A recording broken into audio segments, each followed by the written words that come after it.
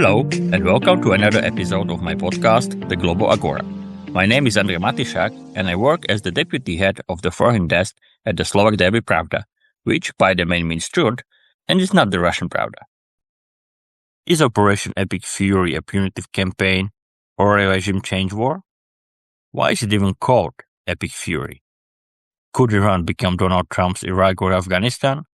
And what advice would national security expert Jonathan Schroeder give the president to avoid such a scenario?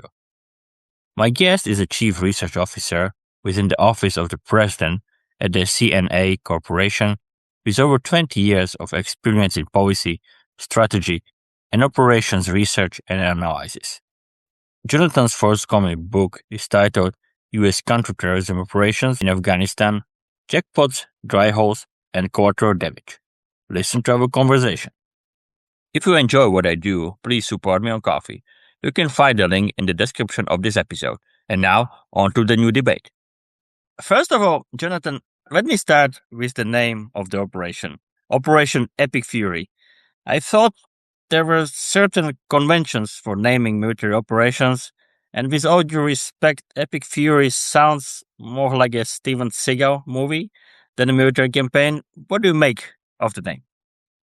I mean, I would say two things. So one is most people don't know how the Department of Defense names its operations. There are certain conventions that go with that, which assign specific letter combinations to each of the major combatant commands. So, some people have noted, for example, that Operation Epic Fury has the same initials, OEF, as Operation Enduring Freedom, which was another Middle Eastern operation the United States conducted. That's not by happenstance. It's because the letters E and F are designated to U.S. Central Command, which oversees these wars in the Middle East. So the lettering is somewhat constrained based on that. The specific words they choose, though, are chosen to have a specific meaning or to convey certain ideas. I think clearly in this case, the idea was to convey the anger that the administration has with this Iranian regime and its refusal to accede to the Trump administration's demands. Can you briefly explain to our listeners how such an operation is managed day by day? What is happening at CENTCOM and beyond right now?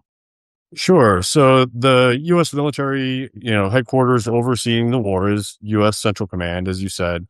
They are located in Tampa, Florida, and the majority of their personnel are there. They do have a small forward headquarters that's in the Middle Eastern region as well. Although, given that it's within range of Iranian missiles, I don't know, but I presume that they're not overseeing the bulk of the war from there. They're probably doing the bulk of it from back in Florida. At that headquarters in Florida, you would have lots of people in a watch floor, right, maintaining the watch on all manner of communications and information flows. That could be overhead imagery, that can be news feeds, that can be satellite feeds. I mean, all of these things come together in a watch floor and are fused in that watch floor to generate as, comprehensive a picture of what is happening in real time as the military can generate. And as you would imagine, there are generals or admirals who are in charge of monitoring that situation and providing advice to decision makers above their ranks about, how is the war going? What specifically are we seeing? What should we do next? Et cetera, et cetera. And so that's sort of how oversight of these types of things goes on a minute-to-minute, hour-to-hour, day-to-day basis. When do they call the president? Usually there is some set of decision criteria for major operations like this, at least in the early days of it, where they will establish for this type of, eventuality, the commander of CENTCOM can make the call. For this type of eventuality, the Secretary of Defense needs to make the call. For this type of thing, you got to go to the president.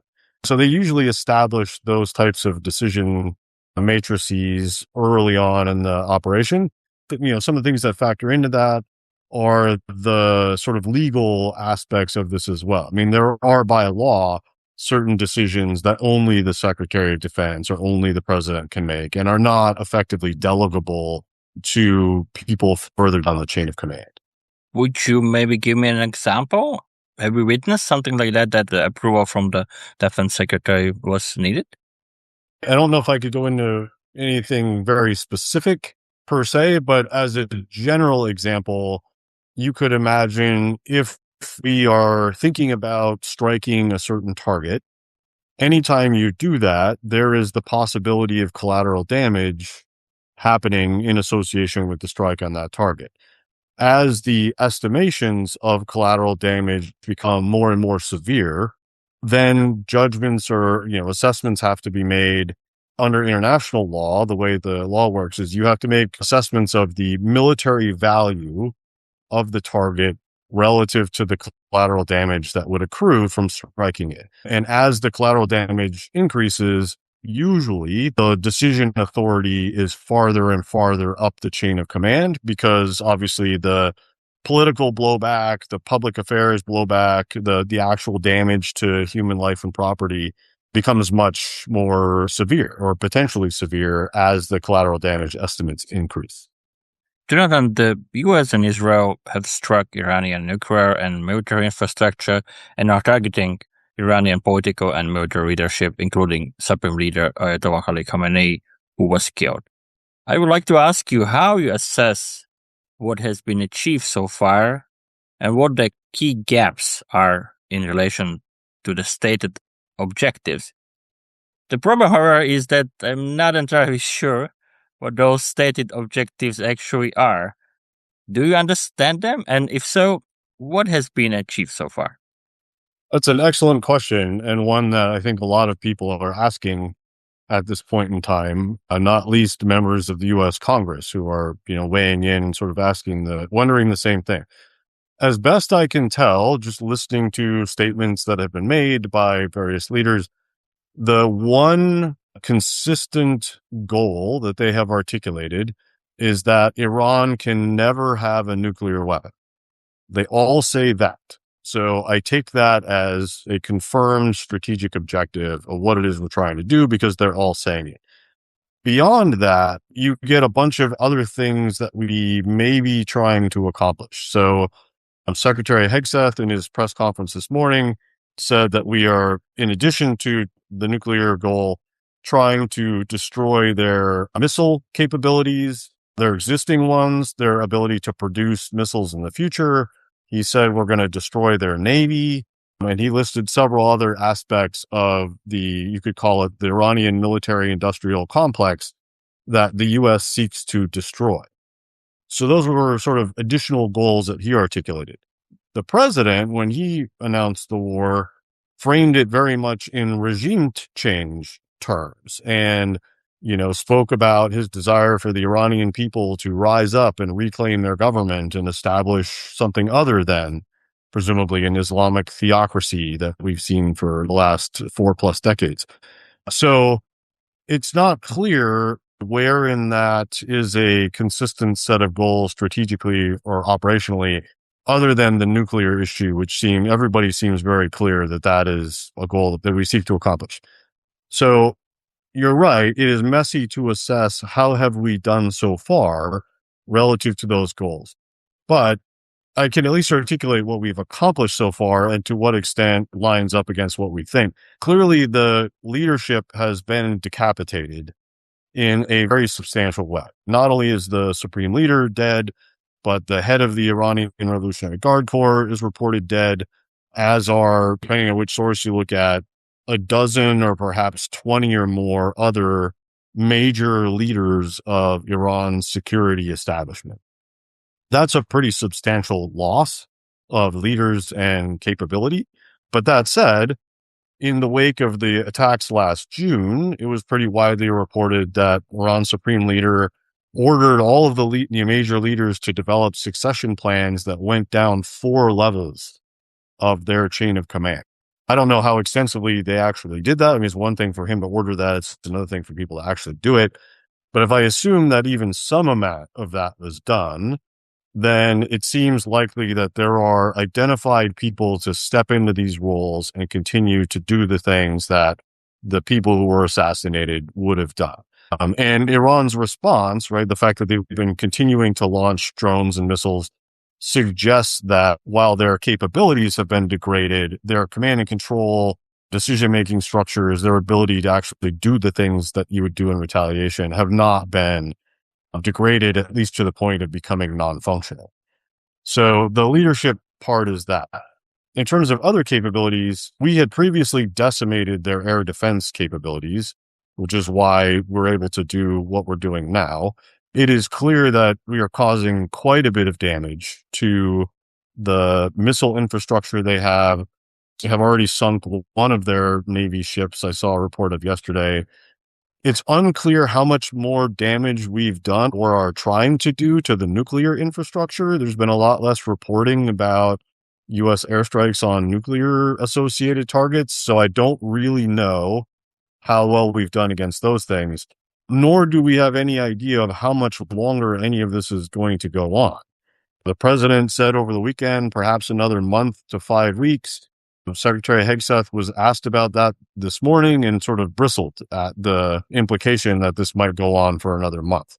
So it's really hard to know what is going to happen from here. I suspect that usually the way these things work is that the U.S. military will develop a set of targets that it believes it needs to strike, and it will deliberately work through those targets for as long as the target list lasts. I have no idea how extensive that target list is, but generally speaking, I mean, my estimate when this all started is maybe a couple of weeks worth of sustained airstrikes before they start to run out of, pre-planned targets. And at that point, it's, you're sort of waking up every day asking yourself, so what can we strike next? Like what looks like it might still have residual value. But at some point, you do run out of targets to strike, or at least targets that have strategic value anymore. So the Secretary of Defense, Pete Hegseth, also said that Iran will not become another Iraq and that this will not be an endless war. If you look at the American assets currently deployed, and you mentioned a couple of things, but if you look at those assets currently deployed in the region, which could of course be reinforced or expanded, what's your forecast? Is it possible to estimate how long this campaign could last? It's really hard. I mean, once you unleash the dogs of war, you lose control of the situation fairly quickly. And I think of any of the wars that the U.S. has been involved in the last 20 years, this one has the ability to spiral in a whole host of different directions through a bunch of dynamics that are not inherently predictable. It's very hard to make predictions about where this might go. If you take sort of, what is your best guess about where this happens? My best guess is this bombing campaign continues for another week, 2 weeks, I think less than a month before the U.S. and Israel both start to run out of munitions and perhaps interceptors for Iranian retaliation, and or runs out of strategic targets. So there's that part of it. I suspect we will see the Iranians announce a new leadership cadre sometime relatively soon. Whether or not the U.S. and Israel then attempt to strike that new leadership cadre is an open question. I am skeptical that the Iranian people are organized and have the military and logistical capabilities and wherewithal to actually rise up and confront the likes of the Iranian Revolutionary Guard Corps and all of its associated trappings that have been used to suppress this population for many decades. But I am even more skeptical that the IRGC is going to lay down its weapons and somehow welcome or help usher in a sort of like color revolution style development. So, my best guess is this plods on for some amount of time.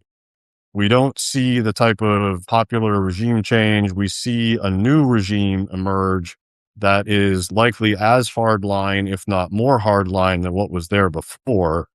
And then everyone has to sort of reset and assess, right? Assess what has just happened, assess what their interests are, assess who's left and where they stand.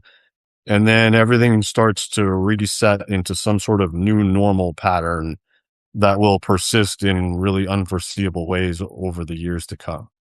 Do you foresee a ground operation in Iran? And what would such an operation require? I find it very, very improbable that the U.S. would put any type of significant presence on the ground in Iran. It would be logistically very difficult to do that.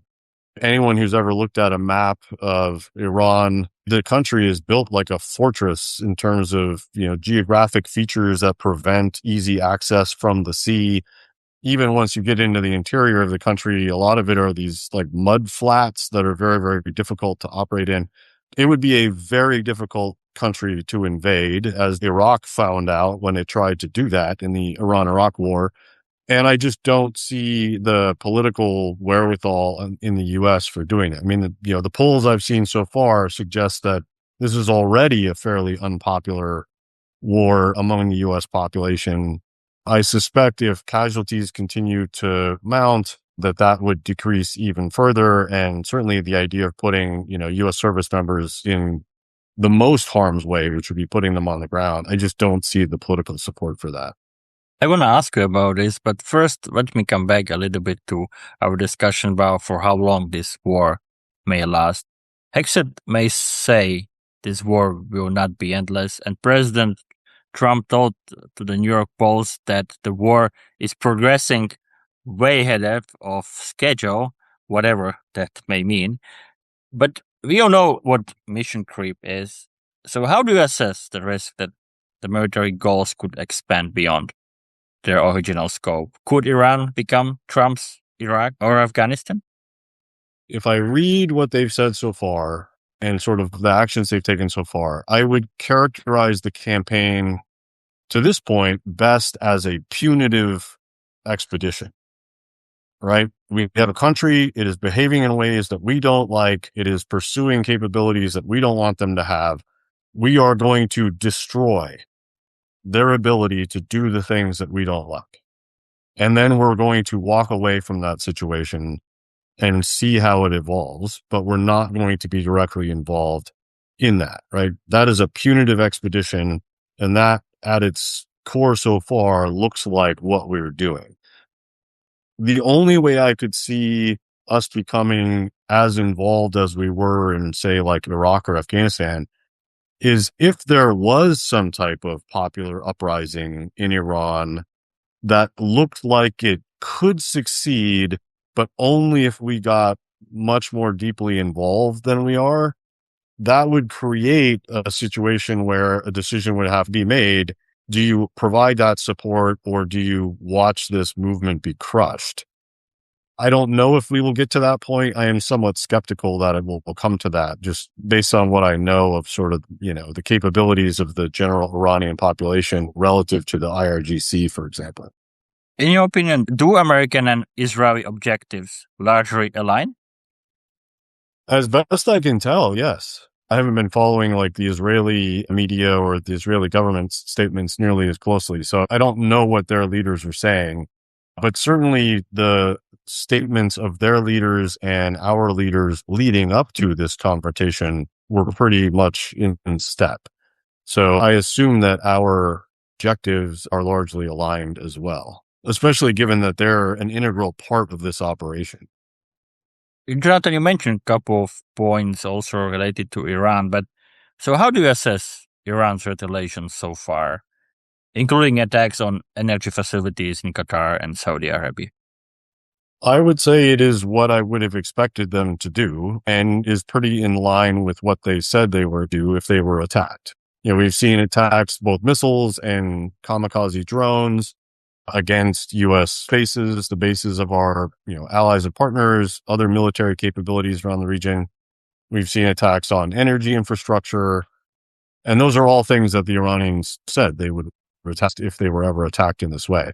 Today, we also saw Hezbollah started launching missiles against Israel. And so Israel struck them in Lebanon as well. So the use of proxies to retaliate is another axis that Iran said it would use and is clearly now using. So I don't see much in the way of their response so far that is surprising.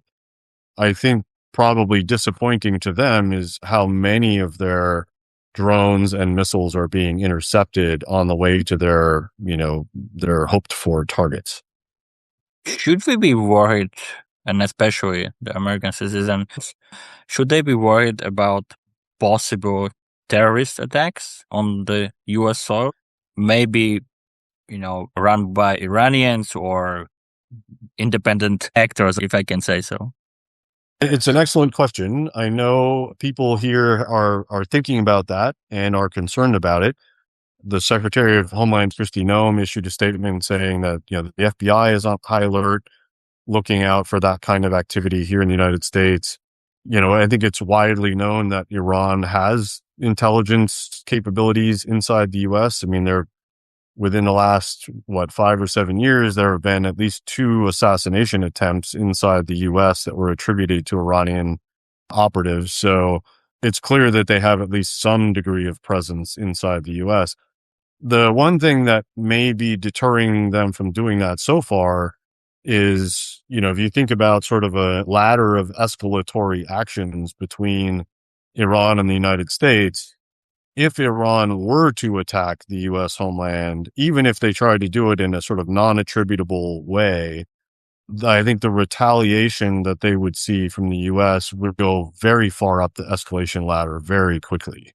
That would not be taken as a sort of tit for tat action on their part. That would be viewed as a massive escalation.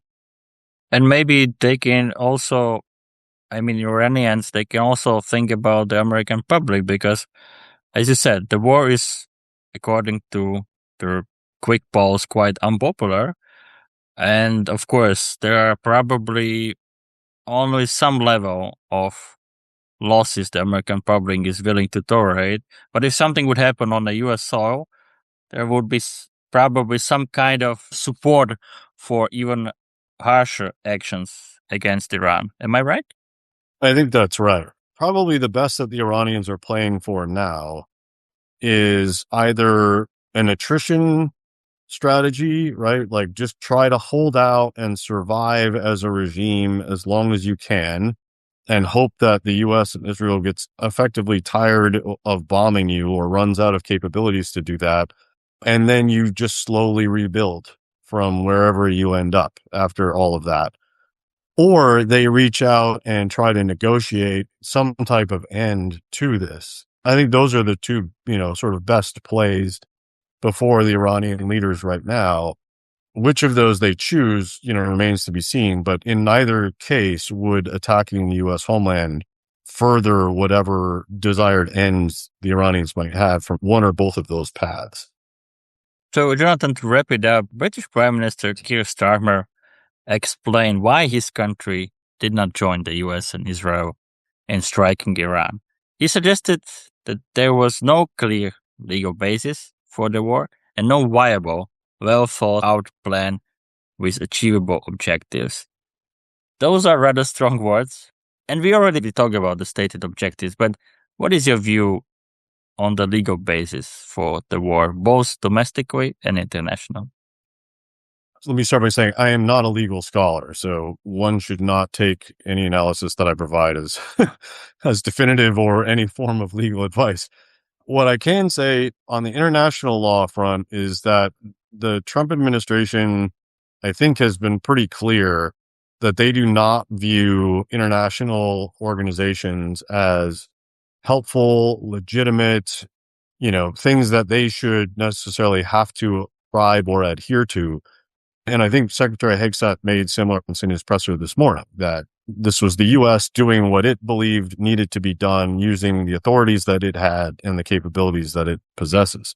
Whether or not it's illegal or legal under international law is not something I can determine, but I think I can state that the administration doesn't seem to care very much one way or the other. With respect to, U.S. domestic law, the president does have the ability to respond without congressional approval to threats that he believes are imminent to the United States. Now, he does have to, even if he does that, he does have to go to Congress and, provide a briefing to them. And if the military action continues longer than a certain period of time, then he is supposed to seek congressional approval through the War Powers Act. All of that assumes that Congress imposes that oversight and those restrictions on the president. If Congress declines to do that, then the president effectively can do what he wants. Is it legal? Not by the letter of the law, but it's, the law is valid if it's enforced. And if Congress declines to enforce its constitutional powers and its constitutional authorities over the war making of the U.S., then by sort of default, by fiat, the president has the ability, if not the legal ability, he has a practical ability to do these types of things. And so I think that's really the question before the United States leaders right now is, to what extent is Congress actually going to come together and attempt to enforce its constitutional oversight and authorities of U.S. war making, as opposed to effectively ceding those to the White House in this particular case. And may I have one really last one question? If you would have a chance to talk to the President Trump, with your experience, you have been deployed to the Middle East so many times, you wrote books about Afghanistan, Iraq, and so on and so forth. What would be your advice related to the war with Iran? If the nature of this campaign is punitive, what we are aiming to do, in effect, is to set back Iran's capabilities by some number of years, etc. I would suggest defining that in fairly concrete terms. When you say you want to destroy their Navy, what does that mean? Is it every Navy ship you want to sink? Is it all of this class of ship, right? Like, define what that means. When you say they cannot have a nuclear program, what specifically does that mean? The more concrete you can bound what those goals look like, the less room there is for mission creep and for things to get out of hand. It keeps people focused. It keeps the mission focused. It also allows you to, once those things are accomplished, to take a step back and say, okay, we have accomplished the punitive items on this list. Where are we now? What do we do now? And that would be, my sort of primary mode of advice is, define what it is you're trying to do in very concrete terms, so that you don't find yourself in a situation where this spirals out of your control. And if it is not a punitive operation, if it is a regime change operation, your advice would be what? Don't do it? I think so. As much as I sympathize with the Iranian people and everything that they've been through, and if I could wave a magic wand and have a new, representative government that adheres to the aspirations of the people there, I certainly would do that. I don't see that as being something that the U.S. can act from afar. I find it difficult to believe that the Iranian people can rise up and accomplish that, given, again, what I know of the relative power balance between the population and the IRGC. And I would hate to see something like a civil war break out in Iran, because the consequences of that would be awful for the Iranian people, but also for all of the countries around them, right? I mean, civil wars just have a tendency to really spiral and damage societies in ways that are just horrific. This was another episode of my podcast, The Global Agora. Subscribe and listen on Spotify, Apple Podcasts, and other platforms. If you enjoy what I do, please support me on Ko-fi. The link is in the episode description. Thank you for listening and stay tuned.